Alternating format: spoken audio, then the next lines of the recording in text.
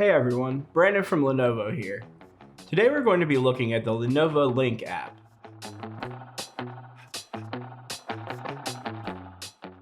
Lenovo Link is an app by Lenovo Smart Home that allows you to manage all of your Lenovo Smart Home devices. Once you download the app and sign in with your Lenovo ID, you can start setting up and managing your smart home.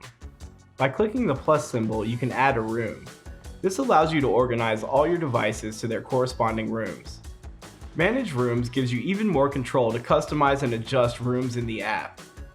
Click Add Device to set up a Lenovo Smart Bulb or Smart Plug. Follow the instructions to set up your device. You will need to make sure your cellular data is turned off and location services is turned on. Now we need to give the device a unique name and assign it to a room. Once the device is up and running, you can control it from the app. On the bottom of the screen are presets for the Smart Bulb.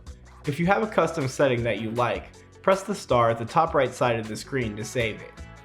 If you go into the settings, you can set a timer for the light or create a schedule. You can also remove the device from the Link app. If you want to learn more about setting up and using Lenovo smart home devices, go to smartsupport.lenovo.com.